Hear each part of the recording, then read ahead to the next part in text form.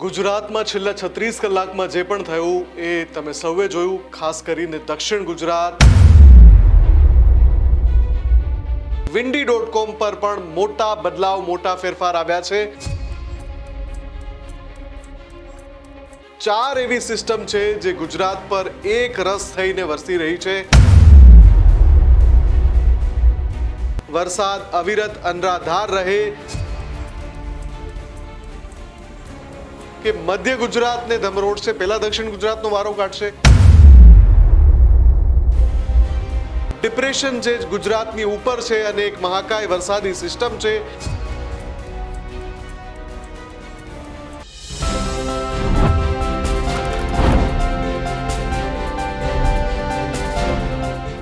ગુજરાતમાં છેલ્લા 36 કલાકમાં જે પણ થયું એ તમે સૌએ જોયું, ખાસ કરીને દક્ષિણ ગુજરાત, મધ્ય ગુજરાત અને સૌરાષ્ટ્રના કેટલાક ભાગોમાં 72 કલાકની આગાહી હતી। 36 કલાક વીતી ગયા, પણ હવે પછીના 36 કલાક શું થવાનું છે? જે મુજબ 36 કલાક પહેલા વાત કરી હતી કે લાગલગાટ 72 કલાક સુધી ગુજરાતના અલગ અલગ વિસ્તારમાં વરસાદ વરસવાનો છે। શું એમાં કોઈ મોટો બદલાવ આવ્યો છે? જ્યારે હું આ રેકોર્ડ કરી રહ્યો છું ત્યારે કેન્દ્રીય હવામાન વિભાગ અને યુરોપિયન વેધર એજન્સીની સાથે સાથે windy.com પર પણ મોટા બદલાવ, મોટા ફેરફાર આવ્યા છે, જે તમારે જાણવા જોઈએ કે ગુજરાતમાં આગામી 36 થી 48 કલાક પછી શું થવાનું છે અને 36 થી 48 કલાક દરમિયાન શું થવાનું છે। એની સાથે સાથે આપણે વાત કરવી છે કે 4 એવી સિસ્ટમ છે જે ગુજરાત પર એક રસ થઈને વરસી રહી છે અને આ 4 સિસ્ટમ પૈકી સૌથી મોટી જે એલર્ટ છે અથવા તો ચેતવણી છે એ કયા વિસ્તાર માટે છે? આગામી 36 કલાક માટે। એની સાથે સાથે શું અલ્નીનોને લઈને પણ કોઈ મોટું અપડેટ છે? અને એની સાથે સાથે ઓગસ્ટના પહેલા સપ્તાહમાં વરસાદ અવિરત અનરાધાર રહે તેવા પણ આપણી પાસે બહુ બધા ઇનપુટ્સ આવ્યા હતા, અપડેટ્સ આવ્યા હતા। વેધર એક્સપર્ટે પણ કહ્યું હતું। શું એમાં કોઈ મોટો ફેરફાર આવ્યો છે? આ બધી જ માહિતી આપણે જોઈશું। નમસ્કાર, હું છું મુફદ્દલ કપાસી અને આપ જોઈ રહ્યા છો એડિટર્સ પોઈન્ટ વિથ MK।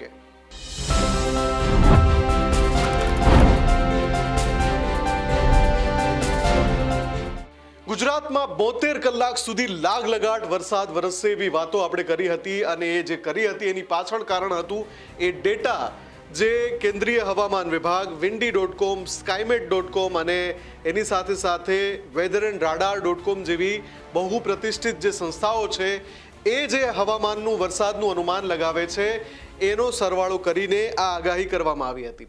36 કલાકથી દક્ષિણ ગુજરાતથી માંડીને છેક મધ્ય ગુજરાત, ઉત્તર ગુજરાત, સૌરાષ્ટ્રના ઘણા બધા વિસ્તારો અને કચ્છના ઘણા બધા વિસ્તારોમાં વરસાદ પડી રહ્યો છે। આખા ગુજરાતને એ વાતની ખબર છે, પણ 72 કલાક સુધી લાગલગાટ વરસાદ વરસશે ત્યારે મેં એવું કહ્યું હતું કે એનો જે ટ્રેક છે મહારાષ્ટ્રથી લઈને મધ્ય ભારતથી લઈને એ પ્રવેશ કરે છે સિસ્ટમ, જે ડિપ્રેશન બન્યું હતું અથવા તો જે મોન્સૂન ટ્રફ અલગ અલગ વેધર મેપમાં આપણે જોયું હતું એ એન્ટર થાય છે દક્ષિણ ગુજરાત અને જે મધ્ય ગુજરાતનો હિસ્સો છે એની જે સરહદી વિસ્તાર છે ત્યાંથી એન્ટર થાય છે। પછી એનો ટ્રેક મેં તમને કહ્યો હતો આ જ પ્લેટફોર્મ પર કે મધ્ય ગુજરાતને ધમરોડશે, પહેલા દક્ષિણ ગુજરાતનો વારો કાઢશે। એ કાઢ્યો પણ ખરો। ડાંગથી લઈને તમે જોઈ લો તાપી, વાપી, વલસાડ, નવસારી, સુરત, ભરૂચ, છેલ્લા 36 કલાકમાં ત્યાં અનરાધાર વરસાદ વરસ્યો છે। પછી વારો હતો મધ્ય ગુજરાતનો અને એના પછી એ ટ્રેક જતો હતો ઉત્તર ગુજરાત થઈને રાજસ્થાન સુધી। પણ 36 કલાકમાં મેં જેમ હંમેશા કહ્યું છે કે દર 24 કલાકે મોસમ કરવટ બદલે છે। ખાસ કરીને હવામાનની જ્યારે વાત આવે ત્યારે વરસાદી જે સિસ્ટમ છે એ પવનની ગતિ, દિશા અને દશાના આધારે બદલાતી રહેતી હોય છે અને એની સાથે સાથે જે વિસ્તાર પરથી એ સિસ્ટમ પસાર થાય છે ત્યાંની હવામાં કેટલો ભેજ છે, કેટલાક ભૌગોલિક કારણો પણ એમાં જવાબદાર હોય છે અને એ બદલાતું હોય છે। અને એટલે જ 36 કલાક પછી એવું થયું કે ટ્રેક થોડો બદલાયો અને જે ઉત્તર ગુજરાત સુધી જવાનો હતો એના બદલે સૌરાષ્ટ્ર અને કચ્છ આ ટ્રેક લીધો છે। એટલે દક્ષિણથી એન્ટ્રી, મધ્યને ટચ કરવાનું, પછી સૌરાષ્ટ્ર તરફ વળી જવાનું અને પછી કચ્છ તરફ। આ અત્યારનું લેટેસ્ટ અપડેટ છે। આ લેટેસ્ટ અપડેટની સાથે સાથે મારે તમને પણ બતાવવું છે યુરોપિયન વેધર એજન્સીએ પણ એક તાજા ઇમેજ રિલીઝ કરી છે અને કહ્યું છે કે જે ડિપ્રેશન જે ગુજરાતની ઉપર છે અને એક મહાકાય વરસાદી સિસ્ટમ છે. આ તસવીર પણ તમે જોઈ લો. આ તાજી તસવીર યુરોપિયન વેધર એજન્સી આપી છે કે ભાઈ ગુજરાતના ઘણા બધા ભાગોમાં ભારેથી અતિ ભારે વરસાદ તો થશે જ, સાથે થંડરસ્ટોર્મ એક્ટિવિટી થશે, એટલે કે ઘણી બધી જગ્યાએ વીજ પતનની ઘટનાઓ બનશે, વીજ પ્રપાતની ઘટનાઓ બની શકે છે. એની સાથે સાથે ભારે પવનની સાથે વરસાદ આવે એવું પણ બની શકે છે. આ જે પરિસ્થિતિ છે એમાં ઉમેરો કરે છે windy.com. સૌરાષ્ટ્રના અલગ અલગ જિલ્લા કે જ્યાં એણે હવે પોતાનો ટ્રેક બદલ્યો છે, અને ટ્રેક બદલવાના કારણે જ હવામાન વિભાગે આજે જ્યારે વેધર માટેનું જે એલર્ટ ડિક્લેર કર્યું, ઓરેન્જ એલર્ટ ને રેડ એલર્ટ, તો સૌથી વધારે જિલ્લા એમાં સૌરાષ્ટ્રના હતા. સૌથી વધારે જિલ્લા કચ્છની આસપાસનો જે આખો વિસ્તાર છે, એટલે કે તમે મોરબી ગણી લો, સુરેન્દ્રનગર ગણી લો, ઉત્તરમાં વાવ-થરાદ ગણી લો, અને આ બાજુ રાજકોટ પણ આવી જાય છે. આ બધા જિલ્લાઓ રેડ એલર્ટમાં આવ્યા હતા. એટલે કે ટ્રેક બદલાયો એ તો સમજાઈ ગયું. હવે 36 કલાક સુધી શું આ સિસ્ટમ આ જ ગતિએ વરસવાની છે? પહેલો જવાબ છે હા. બીજો જવાબ છે એવી શક્યતા છે કે 24 કલાક પછી એ સિસ્ટમ થોડી નબળી પડવાની શરૂઆત થાય. આનો અર્થ એ થયો કે 36 કલાક વરસાદ રહેવાનો છે, પણ એમાંથી પહેલા 24 કલાક વધારે મહત્વના છે. પછીના જે 12 કલાક છે બની શકે કે સિસ્ટમ નબળી પડે. તો હવે તમારો સવાલ એ હશે કે તો પછી મધ્ય ગુજરાત ને ઉત્તર ગુજરાતનું શું થવાનું છે? જો મધ્ય ગુજરાતમાં પણ વરસાદ પડવાનો છે, ચાહે વડોદરા હોય, પંચમહાલ હોય, દાહોદ હોય, મહીસાગર હોય, આણંદ હોય, ખેડા હોય, અમદાવાદ, ગાંધીનગર, આ તમામ વિસ્તારમાં વરસાદ પડવાનો છે, કેમ કે સિસ્ટમ એને સ્પર્શીને જઈ રહી છે. પણ જે માત્રા, જે સેન્ટર અથવા તો એનો જે મેઇન એરિયા છે કે જ્યાં સૌથી વધારે વરસાદ પડેની સંભાવના છે, એ થોડો સૌરાષ્ટ્ર ઉપર કેન્દ્રિત છે. એટલે વરસાદની માત્રા થોડી ઓછી થઈ શકે. વરસાદ નહીં પડે એવું બિલકુલ નથી. ઉત્તર ગુજરાતના કેટલાક જિલ્લામાં પણ વરસાદ સારો રહી શકે છે આગામી 24 કલાક દરમિયાન. પણ અહીંયા હવે ચેતવાનું છે સૌથી વધારે કચ્છના લોકોએ, અને સૌરાષ્ટ્રના 7 જિલ્લા એવા છે. બોટાદ છે, એમાં ભાવનગર છે, ગીર સોમનાથ છે, જુનાગઢ છે, અમરેલી છે, સુરેન્દ્રનગર છે, મોરબી છે, અને કદાચ રાજકોટ પણ છે એમાં. આની સાથે સાથે દેવભૂમિ દ્વારકા, જામનગર અને પોરબંદર, આ ત્રણેય જિલ્લા છે. એનો જે ઘણા લાંબા સમયથી એમની રાહ છે કે ક્યારે મેઘરાજા એવા વરસે કે ભાઈ હવે ખમૈયા કરે એવું કહેવું પડે, એવો વરસાદ આ 3 જિલ્લામાં નથી આવ્યો. ત્યાં પણ અત્યારે જે સિસ્ટમે ટ્રેક બદલ્યો છે એમાં વરસાદ સારો આવવાનો છે. વિન્ડીના માધ્યમથી એ પણ જોઈ લઈએ કે ટ્રેક કઈ રીતે આગળ વધી રહ્યો છે. મારા એક રિપોર્ટના કેટલાક અંશો પહેલા હું બતાવી દઉં. આ બધું જ આમ તો વરસાદ છે જ, પણ જ્યાં આ વ્હાઇટર પાર્ટ છે, એટલે કે બોટાદ, રાજકોટ, આ સૌરાષ્ટ્રનો જેટલો વિસ્તાર છે, અને જે પર્પલ પાર્ટ છે, ત્યાં સૌથી વધારે ભારેથી અતિ ભારે વરસાદ પડી શકે છે. જ્યાં રેડ પાર્ટ છે ત્યાં પણ ભારે વરસાદની સંભાવના છે.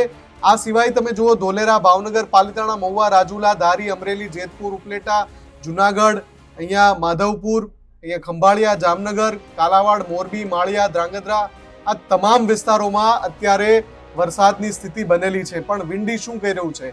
આ સિસ્ટમ ક્યાં ગતિ કરી રહી છે, ક્યાં જઈ રહી છે? જુઓ, સાંજ પડતા સુધીમાં આ સિસ્ટમ ઉત્તર સૌરાષ્ટ્રની સાથે સાથે કચ્છને ઘેરી લેશે, પણ અમદાવાદ, ગાંધીનગર અને અહીંયા મધ્ય ગુજરાતમાં ગોધરા, પંચમહાલ, નડિયાદ, બાયડ, લુણાવાડા સુધી વરસાદ રહેવાનો છે. અને જો સાંજની વાત કરીએ, રાત્રે ક્યાં જઈ રહી છે આ સિસ્ટમ, તો રાત્રે સુરેન્દ્રનગર ને એની આજુબાજુનો વિસ્તાર, એમાં અમદાવાદ પણ આવી જાય છે, વિરમગામ પણ આવી જાય છે, અહીંયા ધ્રાંગધ્રા, ધોલેરા, બોટાદ, તમામ વિસ્તારમાં વરસાદ થઈ શકે છે. એના પછી મોડી રાત્રે જો આપણે જોવા જઈએ તો આ સિસ્ટમ દક્ષિણ સૌરાષ્ટ્ર અને દક્ષિણ ગુજરાતમાં અને અહીંયા અમદાવાદ પાસે છે, એટલે અમદાવાદે પણ સાવચેત રહેવાનું છે. પણ આખી જે સિસ્ટમ છે આવી ગઈ છે સૌરાષ્ટ્રની ઉપર.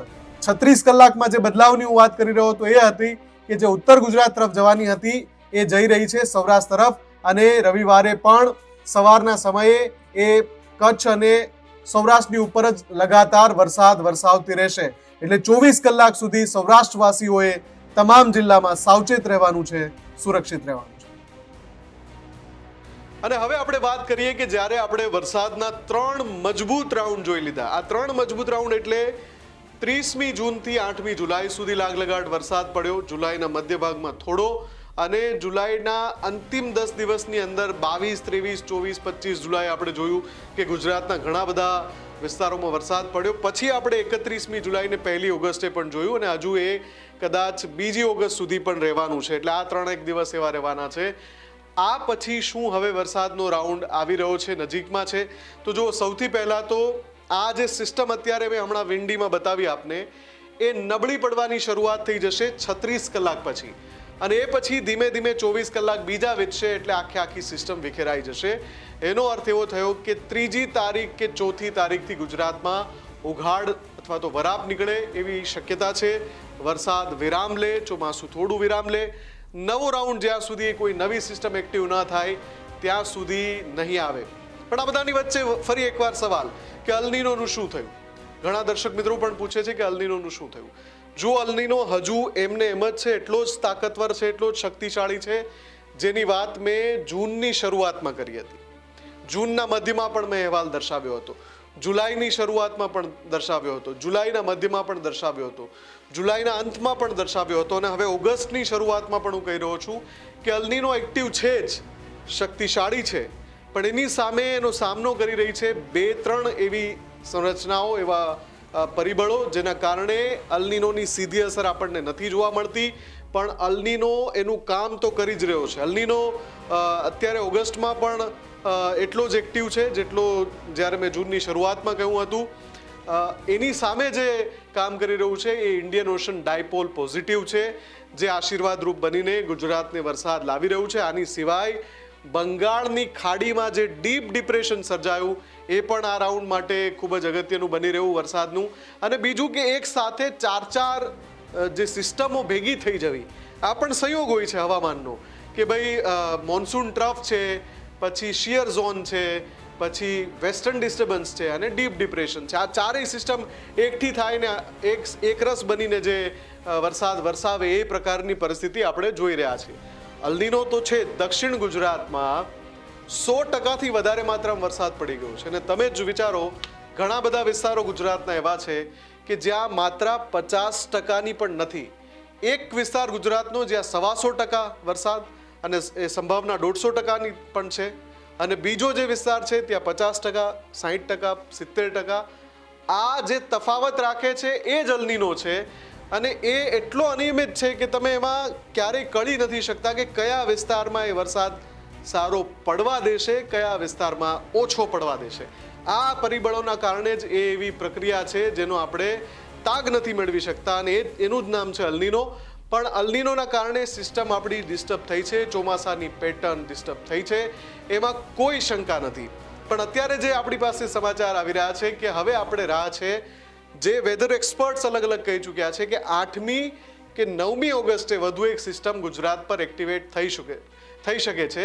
ત્યાં સુધી એવું બની શકે કે વરસાદને 3 કે 4 દિવસનો વિરામ લેવાનો થાય, ચોમાસું વિરામ લે, અને આવું ક્યારથી બનવાની શરૂઆત થાય? 4થી ઓગસ્ટથી કદાચ 8મી ઓગસ્ટ સુધી આવું થઈ શકે છે.